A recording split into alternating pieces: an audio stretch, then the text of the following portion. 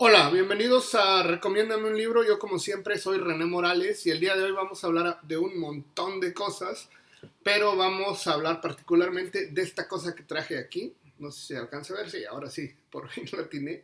Este es el disco Cheap Thrills de una banda que se llama Big Brother and the Holding Company, que es el primer disco de Janis Joplin como vocalista. Y vale la pena mencionar que esta edición que tengo aquí en mis manos, esta edición es la primera edición de este disquito. Así que nos vamos a centrar básicamente en los inicios de Janis Joplin para no hacer un video muy largo, que ya sabemos que Janis Joplin tuvo un final muy trágico, pero tendríamos que decir formalmente que pues Janis Joplin, quien naciera en Port Arthur el 19 de febrero de 1943, y que particularmente tendríamos que decir que Port Arthur prácticamente es Houston, y falleció en Los Ángeles el 3 de octubre de 1970. Solamente tuvo 27 años de vida, y si tuviéramos que hablar como de las peculiaridades de esta cantante, tendríamos que decir que se ligaba mucho al mundo del rock, al mundo del blues, y que fue una de las figuras icónicas del mundo hippie, de la contracultura norteamericana de los años 60. Tuvo una carrera muy muy corta, y pues desafortunadamente, junto con varios artistas de los que hemos hablado en este canal, pues tuvo un final muy muy trágico. Miren, ella básicamente creció en una familia medianamente normal, una zona industrial al sur de Texas, prácticamente muy pegado a Houston, incluso ya pegado al Golfo de México.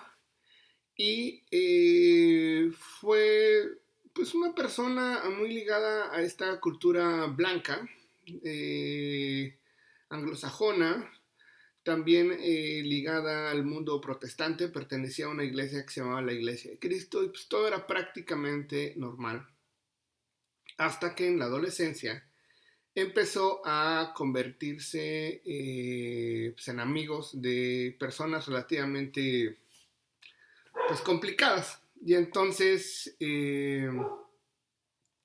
conoció en ese ambiente a cantantes de blues, empezó a tener relaciones con personas de color. Conoció básicamente a Big Mama Thornton, a Billie Holiday y a Bessie Smith. Son tres cantantes fundamentales del mundo de la cultura afroamericana, ligadas con el blues y con el jazz.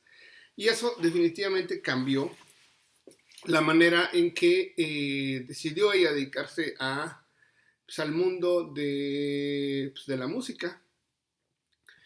Decidió mudarse a San Francisco, que era como la capital de la contracultura, a partir de que los beatniks habían hecho como su asentamiento ahí, y sin duda el momento más álgido que tuvieron fue pues la contracultura hippie. Digamos que San Francisco tuvo, no sé, 20 o 30 años que fueron como muy determinantes en lo que se hacía prácticamente ahí.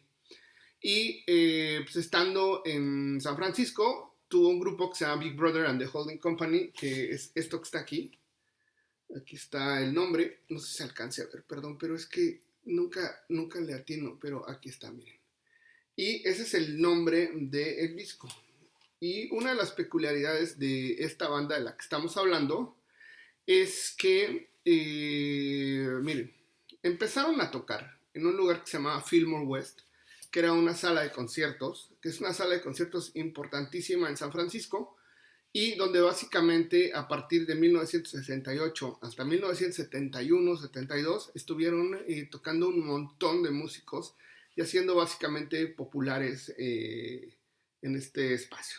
O sea, básicamente el Fillmore West fue el espacio en donde se promovieron muchos artistas. Tendríamos que hablar que de Grateful Dead ahí pasó, Carlos Santana también pasó, y los Creedence Water Revival. Eso básicamente son tres de los grupos fundamentales del rock norteamericano. Y el dueño de este lugar se llama Billy Graham. Esta persona también se volvió representante de Big Brother and the Holding Company, y tendríamos que decir formalmente que él le consiguió un espacio a este grupo en un festival que se hizo en 1969, que se llama Monterrey International Pop Music Festival.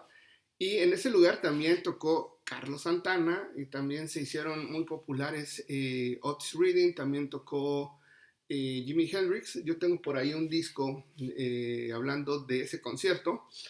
Y pues a partir de ahí resulta que un representante musical los conoció en el Monterrey Pop Festival, decidió representarlos, decidió conseguirles su primer disco para que grabaran.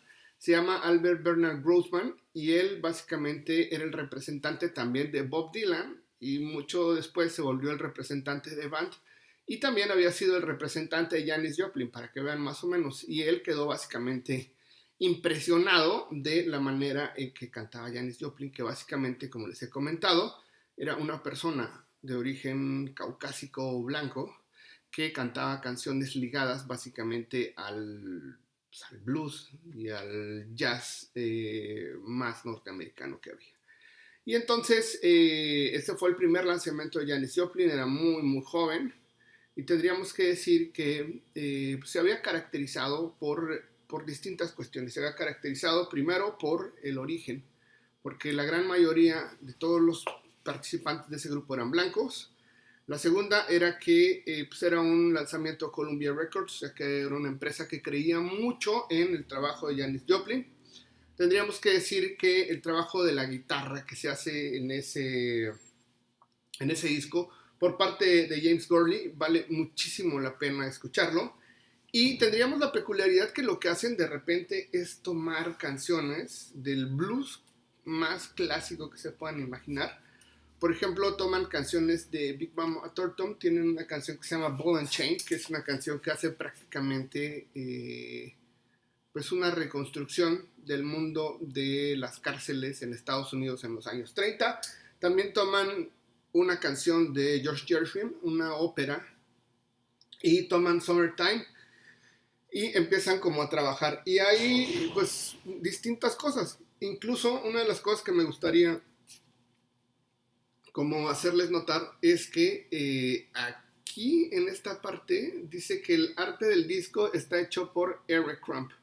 Bueno, Robert Crump es uno de los pues de los ilustradores o caricaturistas más destacados de Estados Unidos, un genio. Y pues decidió hacer este como collage hablando de las canciones, de los discos, de los instrumentistas que trabajaron. Incluso hace una broma aquí que dice Hells Angels Frisco, que básicamente es pues una pandilla de San Francisco muy conocida y que era como el sello autorizado. Vale la pena también mencionar que aquí, donde está, hacen un homenaje a Fillmore West porque también se grabó parte del disco en ese lugar en donde habíamos hablado.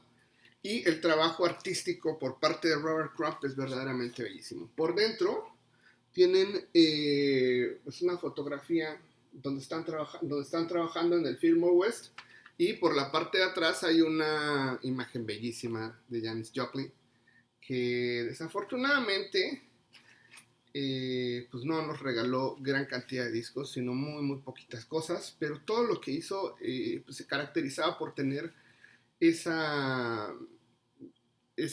punto como de sensibilidad que de repente solamente los genios alcanzan a vislumbrar.